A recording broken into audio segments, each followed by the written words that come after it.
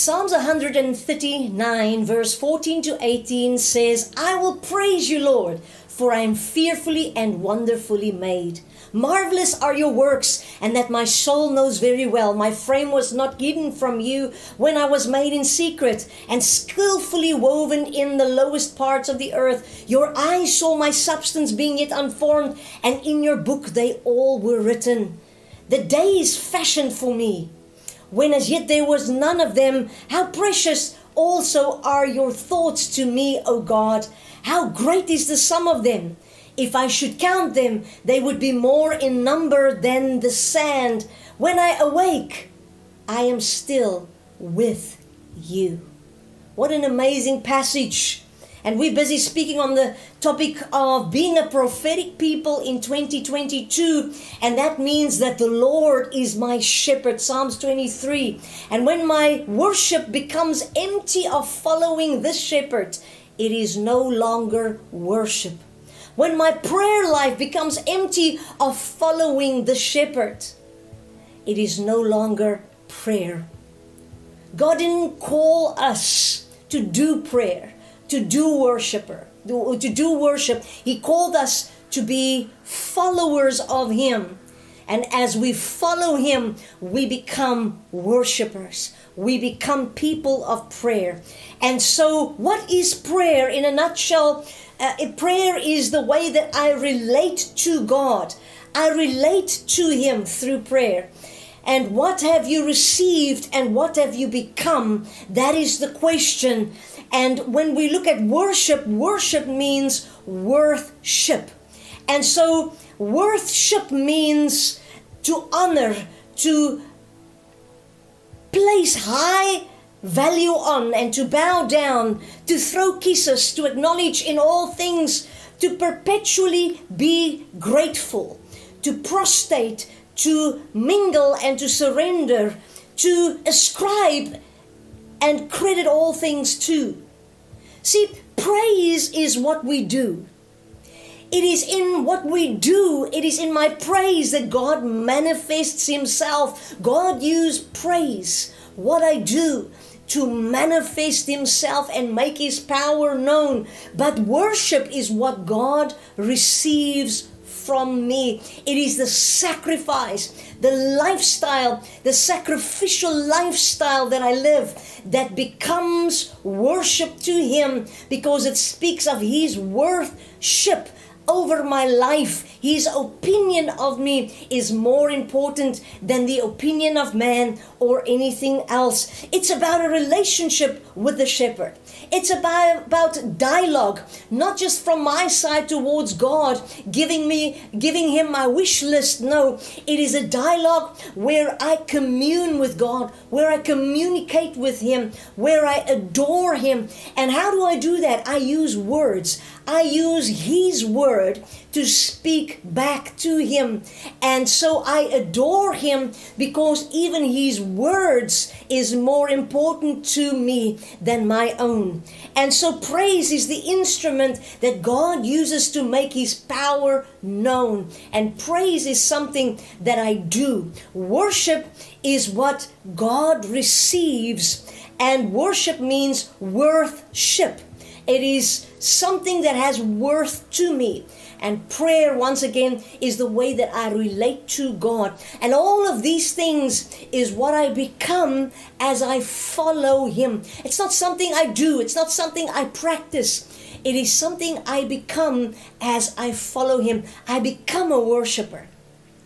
I become a house of prayer. And so it's about that relationship. Now, let me lay a foundation, because I want to take you into a little bit of a different direction this day with some of the information that we've already taught on as we started this here. And I want to go a little bit further. But we have to receive what the shepherd has given to us as enough. We have to come to that place of receiving what the shepherd has given to us as enough. Jesus found his value in what the Father gave him, not in the approval of man. He received the favor and the blessing of the Father. And so it is important today, and that is what I want to focus on. I want to focus on what have you received, because what you have received through words of others and actions of others, you have become. And so Jesus found his approval not in man, but he found his approval in God, that has already affirmed him, that has already blessed him, that has already anointed him. And so he doesn't do miracles and signs and wonders and great works because he wants to be seen by the Father. No, he already knows that he is a son in whom the Father is well pleased. He already knows that he carries the favor of his Father, and thus the result of that is that he walks in a lifestyle of signs, wonders, and miracles, manifesting the kingdom of God wherever he moves, in making all things new. We also know that Jesus never ran after the crowd. Jesus was never looking for his promised land. He made a promised land out of every situation he was in. And so the question today is, what have I become? What have you become through the years, in the words you've received, in the actions that was taken toward you, that has affected you, and now you are the result of that? Because two things: the Lord, the shepherd, Jesus, is wanting to move us from a judgmental society, from a judgmental church, to a sacramental society, and becoming a sacramental church. And we've laid some foundation on that in previous teachings. And so the second thing is that the shepherd Jesus is also wanting to move us from a place of fear, of not having enough, to begin to focus and follow the God of abundance, the God of more than enough. That means wherever he is, his glory is. His glory is his best. His glory is everything he is, everything he has, that you and I have access to in that moment, even though we might be in a valley, or even though we might be in a wilderness. And so I want you to write this down, if you have your pen and your notebook with you today. The main function of a word, and I just once again want to lay this foundation so that we have an understanding of where I'm moving this morning, because the question is, what have you become? What have I become? And so the main function of words is to communicate, right? And so Proverbs 18 verse 21 says, life and death is in the power of the tongue. It's what comes out of the mouth that creates. It's what comes out of the mouth that destroys. And so this tells me that my words not only communicates, but it also says something. What has your words communicated over the years? And what did your words say? What was the real meaning of those words? And I can tell you how you can know what it was. You can know it in the fruit that you are walking in today. And so the first question is the words I'm saying, is it bringing life or death? Does the words I use, are they creating community and communion? Are they creating community and are they creating communion? Or is the words I'm using creating judgment? Because your words create.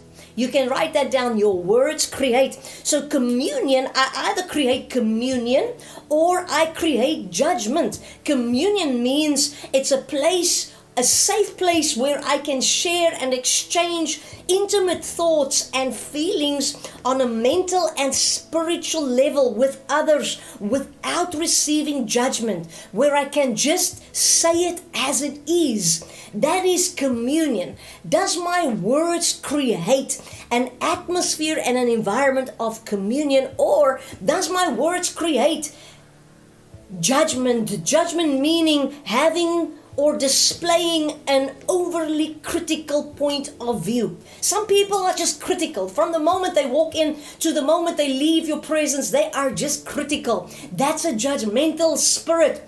And they always find fault with everything. They tend to judge people too quickly, and they tend to be critical, and they tend to judge harshly.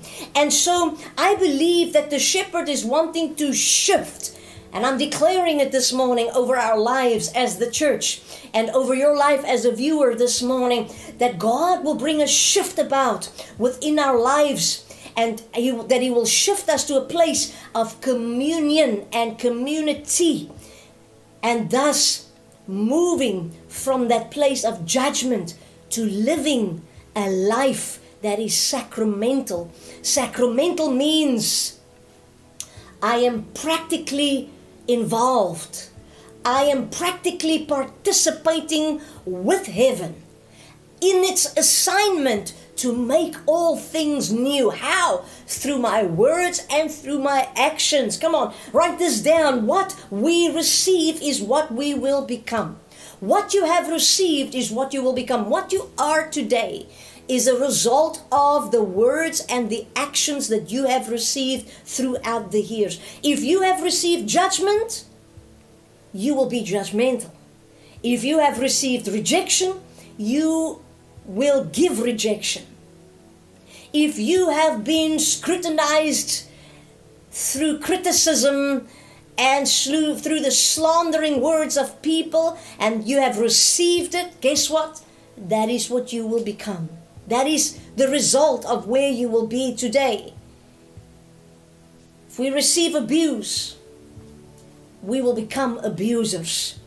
And with this in mind, I want to make the following statement, that there cannot be justice unless there is an awareness of a God that sees injustice. I want you to know once again this morning, God sees every injustice in your family, in your relationships, in your community. God sees every injustice in your church, in your business. Come on, He sees it. And that is why everywhere we go, we've got to walk with this awareness that there is a God that sees injustice, but there is also a God that sees me. And that every place I walk into in life is like a garden. And we've got to begin to treat every environment we operate in, we function in, if it's a mother, a father, a spouse, a manager, whatever environment we operate in, we've got to begin to approach it as a garden. Because then we will be effective in 2022 in being participants in the work of the kingdom in the earth to make all things new. Because what is being sown by action and words, we are reaping a harvest today. And it's not just as individuals, it is also as a society, it's also as a nation. And we've got to understand that this God that created all things, He is an agricultural God. And agricultural, according to the dictionary, means that it is the practice of growing crops and raising animals. It speaks about a process of growth and development, but it also is more than that. It also is about cultivating the soil. If you are agricultural in your mindset, you are aware of the fact that you have to cultivate the soil, because it's not only about the crop, and because the crop depends on a healthy soil, it is important that we make sure as managers of the gardens that we have been appointed over, that the soil carries integrity and that it is healthy. If the environment is not healthy, if the soil of the vineyard is not healthy, there will be no fruit. Come on. And so we have to create healthy environments. How do I do that? Through my words, I create, and through my actions, I release. And so our conversation and our words exchanged has created either toxic environments or environments where people can grow or flourish in. And I believe that's the mandate of the church, is to create that place of a environment where people can come and flourish and grow because the soil is healthy. And so I can come and I can exchange thoughts, feelings, emotions on a mental and spiritual level without being judged. So God works with seed time and harvest. The problem that we are facing regarding toxic environments is that we cannot immediately change the soil. Soil is not something, every farmer will tell you, soil is not something that you can just immediately change. There's a sacrifice involved in bringing change to the integrity of the soil. It means that you might have to lose a crop or two over a period of a year or even two. That's the sacrifice. To make sure that the soil is healthy and that it carries the integrity to bring forth the fruit in a way that it will benefit and create growth instead of destruction and greed. And so, words of hate, actions of abuse that has been taken in places and environments cannot just be changed today and tomorrow. It's going to take time. It will take time. So they say that even farmers are willing to sacrifice a crop or two, a year or two, to make sure that the integrity of the soil is good. Oh, what change we would make if we would just be willing to lose the crop sometimes. To do what? To maintain the integrity, church. We have become just as the system of the world. We've been chasing after. Enough is never enough. We're always striving for more. And we're even willing to compromise the integrity of the soil. And so we create a cycle of destruction instead of a cycle of development and growth. Being a sacramental society, being a sacramental church means that I am willing to sacrifice for the integrity of the soil, so the harvest will be lasting. Let me say it again. What change we could make if we would just be willing to lose the crop and maintain the integrity, church. Our integrity as a people. Our integrity as leaders. Come on. When what we receive is what we become. That's what we've got to understand. If we receive love, we will reap love. So, number one, in living this sacrificial life, I am aware that my words create either life or death. And number two, you and I play an active role in all of this. We are actively involved with heaven in all of this. And so think about this. God depends on us, on humanity, to take part in the new creation of what God is wanting to do in the earth right now. He depends on you and I. The new that is to be created, it is our words that is actively involved in the agricultural, sacrificial mindset of seed time and harvest. We've got to begin to develop that concept that my words in conversation, in dialogue, is creating something new. Or it is busy destroying the new. The question is this: what are we creating with our words? Because you and I can only create with our words the words we have received. It is a reciprocity of words and actions that either creates community and communion, or it creates judgment and destruction. So the question is, what words and actions have you received this morning, reviewer? What actions and words have you received over the last couple of years? Because if you received mercy, you will be able to show mercy. If you've received pardon, you will be able to give pardon. See, this always reminds me of the beautiful prayer of the Saint Francis of Assisi, and I want to read it this morning in the the context of what I'm ministering at this morning, because what we've received in words and actions is what we will become. And that is why it's so important that we begin to receive what God has given us. You see, he says, Lord, make me an instrument of your praise. Make me an instrument of your praise. Remember, praise is what I do. In that what I do, the actions I take will bring honor to you, and it will continue in the sacrificial life of developing and creating the next person. Make me the tool, make me the answer to the violence and the injustice and the judgmental society that I live in. Where there is hatred, let me show love. Where there is injury, let me show pardon. Where there is doubt, let me show faith. Where there is despair, let me give hope. Where there is darkness, let me give light.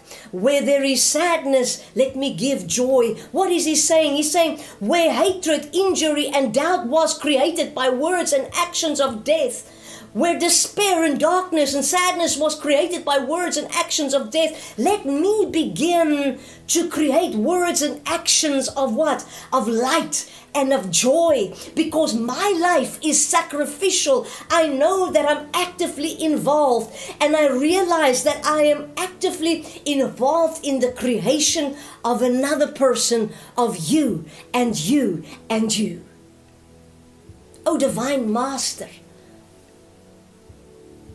Oh, the Lord, the legitimate legal owner of me, who paid the price for my sin. Grant me, listen what he says. He says, grant me that I may not try to be comforted, but to comfort. Not try to be understood, but to understand. Not try to love, but to love. Because it is in giving that I receive. It is in forgiving that I am forgiven. And it is in dying that I am born into eternal life. What is he saying here? It's so powerful. He says, let my need not be so much as to be accepted, but because I have already received your acceptance, I now can be accepted. I can now accept myself, and I can give acceptance. Let my need to be so much, let my need not be so much as to receive comfort, because I've already received your comfort, and now I know that I am comforted and I can become comfort to others. Let my need not so much be to be loved, because I already received your love. And because I have received it, I can now become love, and I can now give love. I have already received your favor and approval of me, so now I can be favor and approval to others and give it away. What are you giving, viewer? What are you giving, believer? What are you giving this morning? Judgment? Disapproval? If the only thing that you can give is judgment and disapproval, it means that you have received judgment and you have received disapproval. And because you have received it, remember the question is, what have you received? Because not everything is to be received. Because when you receive it, you become it. And then you begin to judge everyone, and no one gets your approval. Because as I forgive those who sinned against me, you will also forgive me. And I now know that it is when I lose myself that I find you. What a powerful prayer of Francis of Assisi. So now I can receive what? I can receive broken bread.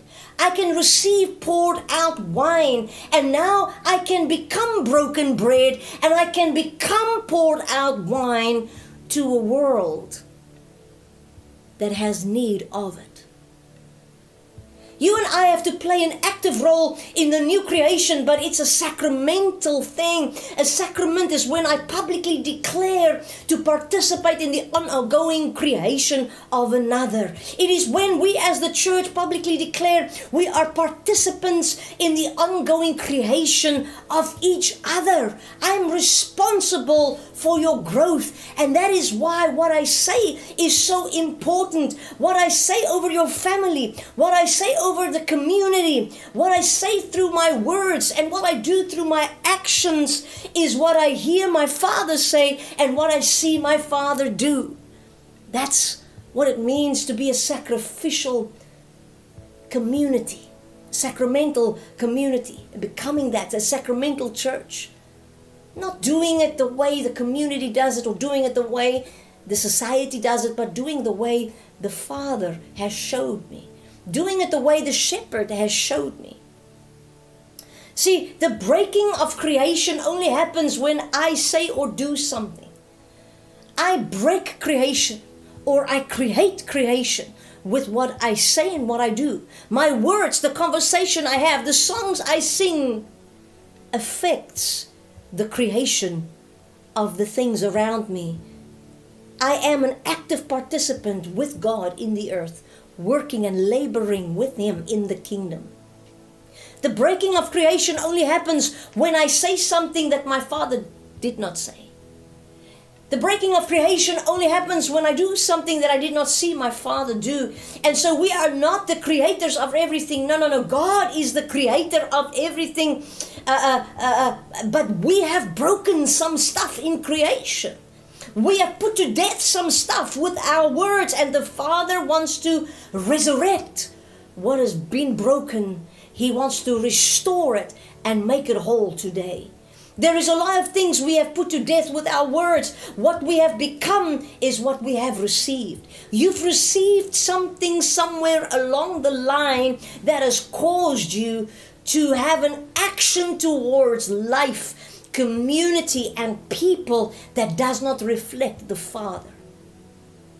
What we say over each other has creative effect.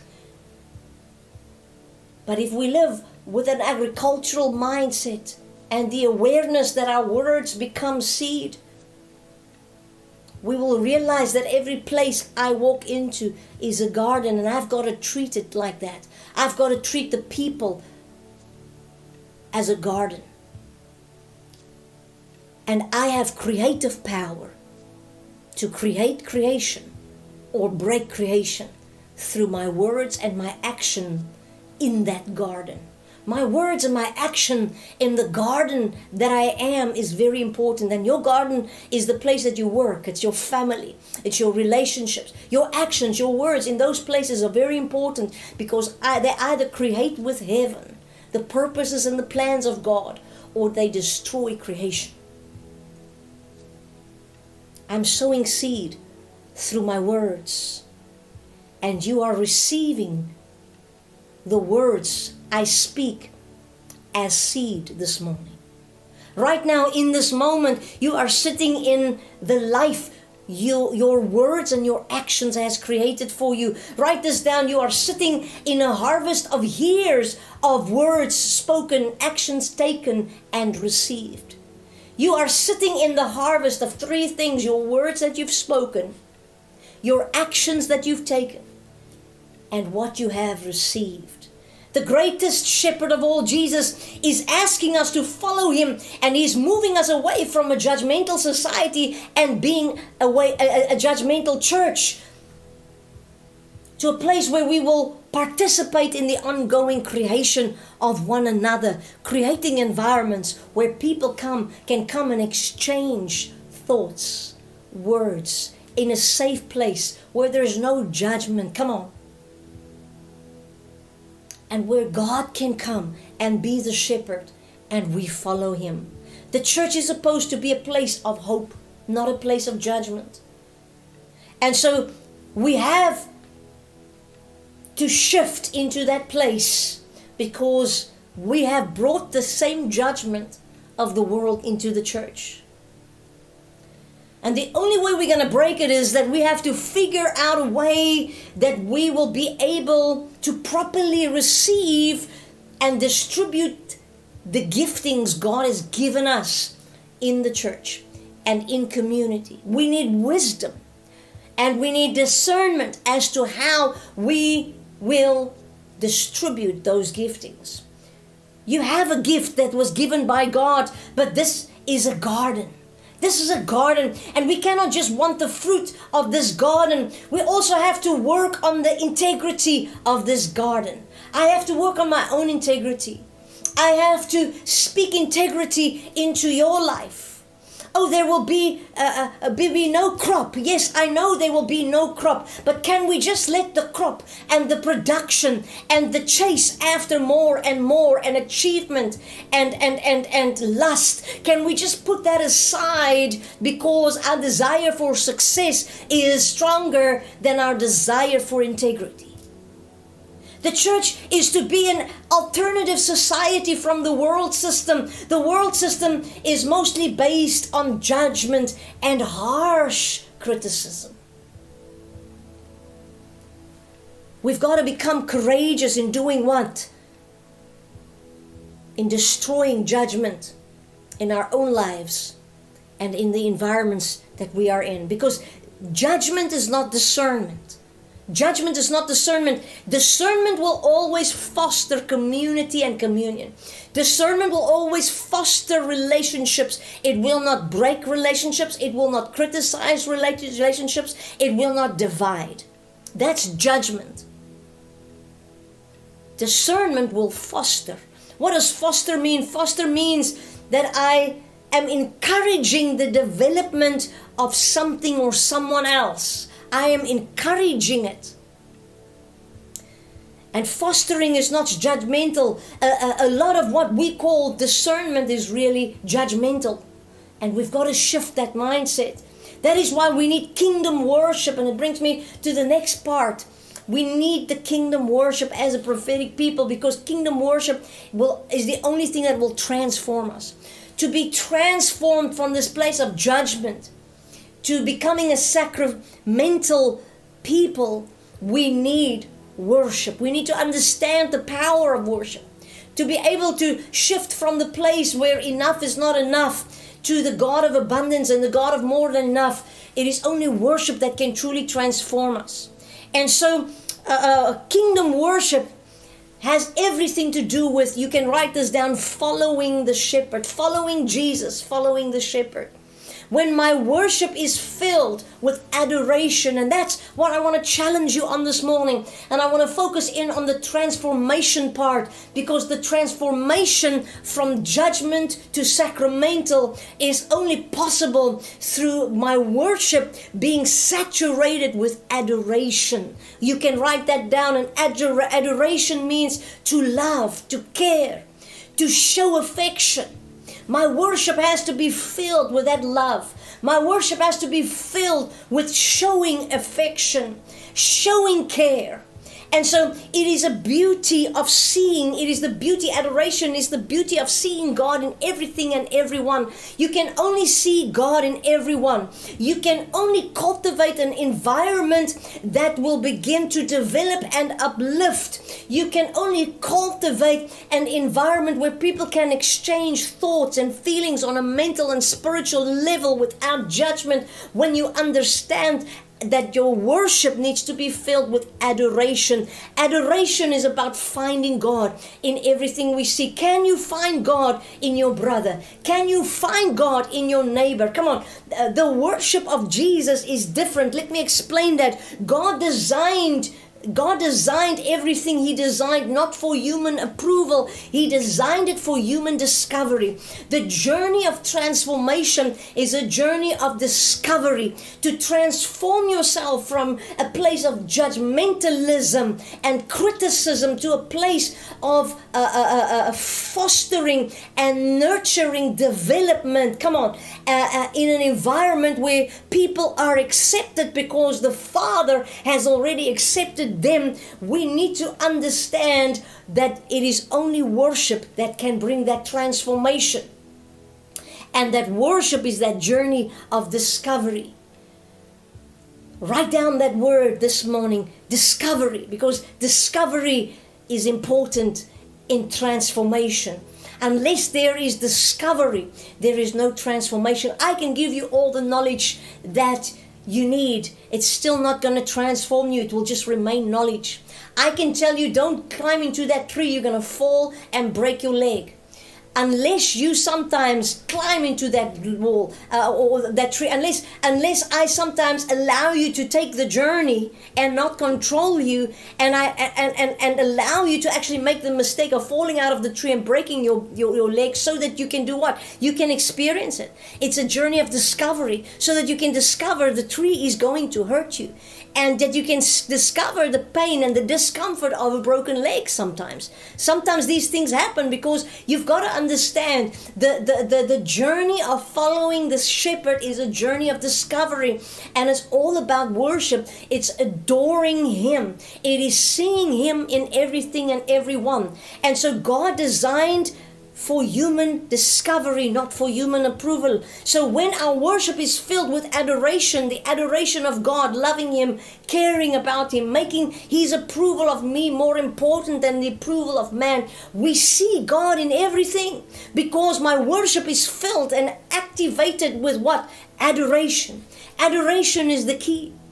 Worship is only possible through what? The knowledge of the one being followed. How do I gain knowledge of the one that I follow? Through experience, through the journey of discovery. And so we must multiply in that knowledge. How do I multiply in that knowledge? Not only through having a devotional, not only through reading and receiving information. No, I come to gain new knowledge based on the experiences I have, the journey of discovery I'm in as I follow him. Come on, worship is the word worthship. It means to esteem, like I said, with great worth, and to honor, to place the highest value on, and to bow down, to kiss, to acknowledge God in all things, to prostrate, to mingle, and to surrender to him, to ascribe and accredit all things unto him. So praise is what I do, but worship is what I give to God and what God receives. You cannot worship beyond what you know about the person you are worshiping. Philippians 3 verse 10 in the Amplified says it so beautifully. It says, "For my determined purpose is that I may know him, that I may progressively become more deeply and intimately acquainted with him, perceiving and recognizing and understanding the wonders of his person more strongly and more clearly. And that I may in the same way come to know the power outflowing from his resurrection, which it exerts over believers, and that I may so share his suffering as to continually transformed in spirit into his likeness, even to his death in the hope." Come on, there's a couple of words here that stands out for me. This determined purpose, progressively, continually transformed. It all carries, these words all carries the substance of a heart of one that follows the shepherd. My worship must be saturated with following the shepherd. Your worship is limited to the knowledge of the one you worship. That is why we sometimes worship our talents better than we worship the one that gave us the talents. You cannot worship what you do not know. And the only way to truly know is to discover. Transformation to move from being judgmental to a place of fostering and nurturing growth can only happen through the journey of discovery that comes through worshiping him, adoring him, and experiencing him for yourself. The reason why God allows us to go through experiences is so we can have new material, new words to worship Him with. Right now, everything you're going through is because God is wanting you to be dissatisfied with the approval of man and come to a place where you are satisfied with Him, to adore Him and follow Him in becoming a worshiper of Him. God takes you through the fire, so when you come out of the fire, you can say something new of Him again. Come on, that's worship. True worship is when you've gone through an experience and you have a new revelation, you have new knowledge of Him. That is what it means to sing a new song. The Bible says, do not be filled. It says actually be filled with the Spirit, singing to one another in psalms and hymns and spiritual songs, making melody in your heart to the Lord. You can only really make a new melody. You can only really sing a new song when you've been through the fire and when you've come to know Him like Shadrach, Meshach and Abednego in that fire, that you have the revelation that He is even with you in the fire, and not even the flames of that fire will touch you. You can ascribe to Him, my God is inflammable. How do you know that? Because you've been through the fire. God always introduces Himself to you in a new way. His mercy, says the Bible, is new every morning. When God spoke to His children, He always used to bring up their past. Every time He rebuked them, He would say to them, don't you remember what I did for you? See, it's the experience. Remember what He did for you. Remember the experience. I gave you food in the desert. I gave you water in the wilderness, and I gave you water from the rock. Come on, you have enough material to keep on ascribing and adoring me and giving me the credit for everything. That's worship. Worship is giving God the credit that belongs to Him always, even though I am in a difficult situation. That is why the scripture says, sing unto the Lord a new song. Sing unto the Lord a new song. Come on, how did you get that new song? Well, you got it from the Lord through the new experience of going through the fire. Many of us are still singing the old song. It's time to let go of the old song because we have not had a new experience and an encounter with the shepherd where He revealed Himself to us in a new way. It's time to sing the new song. You can't just sing about old experiences. My question is, where did you stop following Him? Because when your worship becomes empty of following Him, it's no longer worship. It's when you go through the valley, it's when you go through the mess that you start singing the new song. Come on, it's time for South Africa to begin to sing the new song of the Lord. Come on, we have been through some stuff. It's time to sing the new song of I can hear the sound of the abundance of rain. God, open the floodgates of heaven and let it rain. Let it rain over this nation. Let it rain over our communities. Let it rain over our families. Let it rain over our businesses. Let it rain. Let it rain. Come on, listen, you don't need worship leaders to take you into the presence of God when you follow the shepherd. There will be a natural worship that will just flow from you because you will constantly be singing the new song, because you will constantly have new encounters and new revelations of who He is. And based on that, those words and those experiences, you'll be able to worship Him. You cannot truly sing about God's greatness unless He has revealed Himself to you as the God of greatness. What are you singing about lately? Are you still singing about, oh COVID, what have you done? Are you still singing that song? Or are you singing the new song of the God of the mountain is also the God of the valley? And He's taken me through the valley. And yes, it's hard, but I'm climbing that mountain because greater is He that is in me than he that is in the world. And I know that from the rising of the sun till the time that it goes down, the name of the Lord shall be praised. Let me bring it all together. Being a prophetic people, moving from a judgmental church to a sacramental church, we create with our words. We create with our worship. Your worship is important as a prophetic people. Worship is adoration. It is giving worship to the one that you adore. It is when I can look at someone that is homeless and after a while they are no longer homeless. It's receiving what God has given us as enough. Receiving that homeless person as a person and blessing them and allowing God to multiply them. I have to first do what? Receive. Then I have to become what I receive.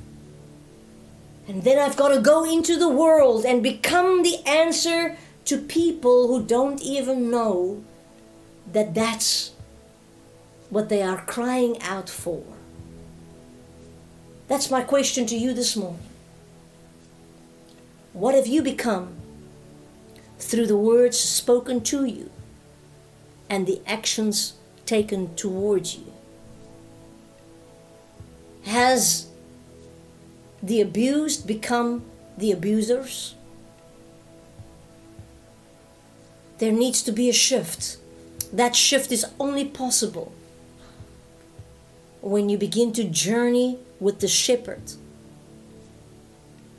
through worship, adoring him, because it's only when your worship is filled with adoration of him that you will begin to see him in everything and everyone around you. Otherwise, all you will see and be is judgmental and critical. You will reject. You will be angry. You will abuse. And you will destroy creation. See, it's not only about the answer. You are frustrated because you want the answer. You came because you want the answer. You want all the answers to the questions of why. What did I do wrong? I came to tell you that it's not about the answer. It's about the journey. It's about the story that becomes the song, that becomes your worship, that becomes your transformation. The image, it's the parable. It's following Jesus. It's okay to sometimes just sit in the question. Let me bring peace to you this morning. It's okay sometimes to sit in the question. I want someone to know today that it's okay to sit in the question. Wait in the question.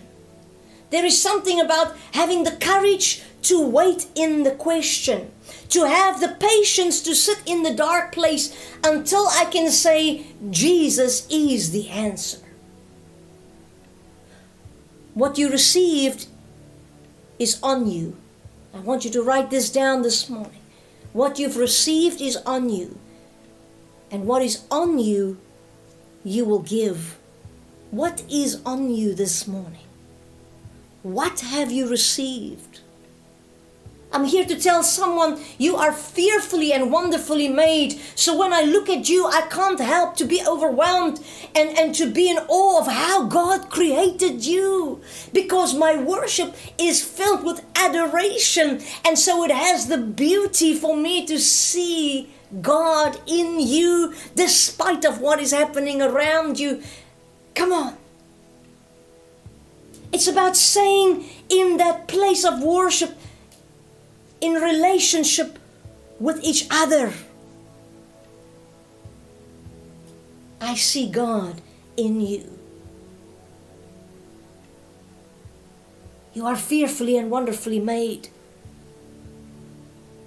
You see, it is only possible for me to be overwhelmed with the way that God created you when my worship is filled with adoration of God.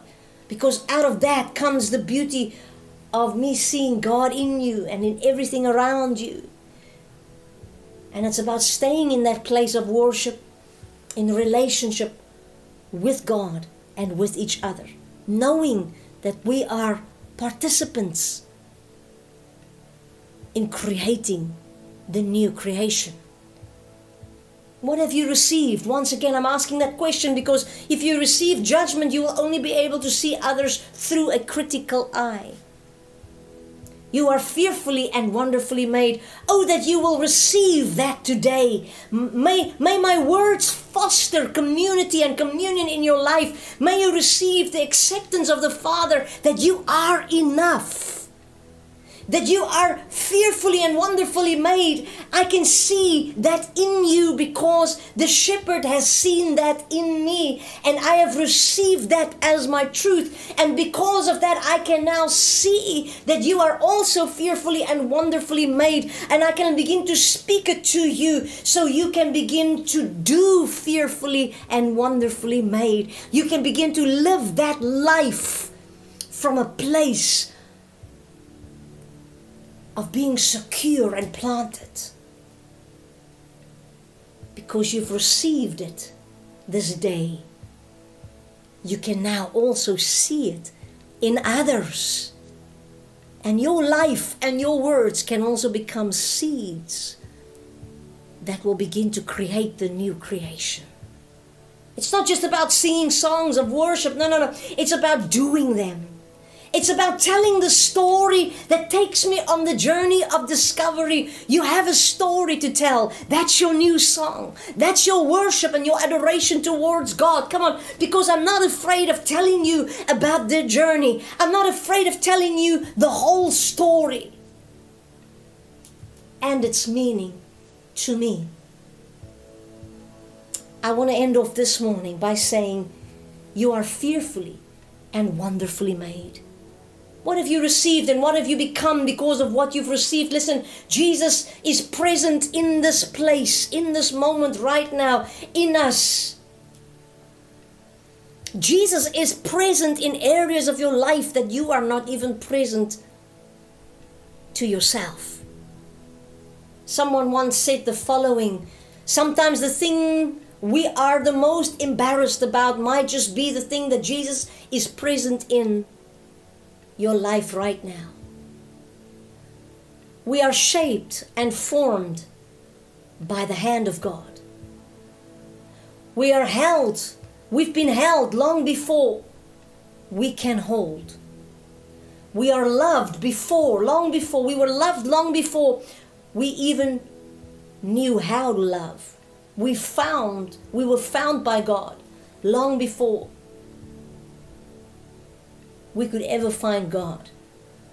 And like Jonah, while running away from God, we might just end up running into our callings. Listen, love tells the whole story and it fosters growth. It's the story, the good, the bad, and the ugly, that becomes the beauty of seeing Him in everything and everyone. It's the journey of discovery, a journey of worship and adoration. And as I begin to receive His love, I bring forth the beauty of seeing God in everything around me. So in this moment, I want to invite you to partake of communion with me today. And if you have your elements ready, I want you to take the bread and I want you to take the juice this day. And today the Father has prepared a table for you to receive Him, to receive His approval of you. Matthew 5 verse 6 says, "Blessed are those who worked up a good appetite for God." His food and His drink is the best meal that you will ever eat. Father, this morning I thank You for the bread that is a symbol of Your body that was broken. I thank You for the cup that is a symbol of Your blood that was shed as the ransom for me. Let's partake of the bread this morning, His body, the body of Christ.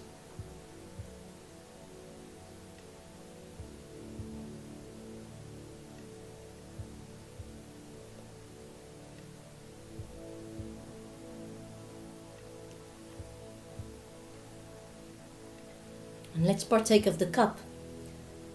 The blood, his blood, that was shed for us, so that our sin and our debt would be covered.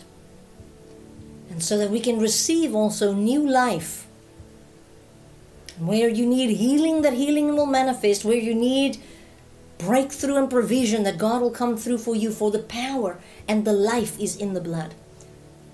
And receive that today. Receive the favor and receive the approval of your Father.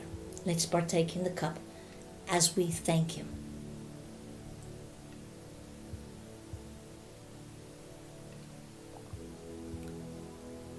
And now, Lord, now that I can receive broken bread, and now that I can receive poured out wine, I can become broken bread, and I can become poured out wine to those around me. May the Lord bless you.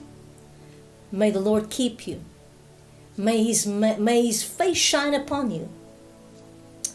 And may you walk in His peace as you follow the shepherd in the journey of discovery, allowing worship to become the instrument to transform your life from a place of judgment to a place of pardon, forgiveness, and peace.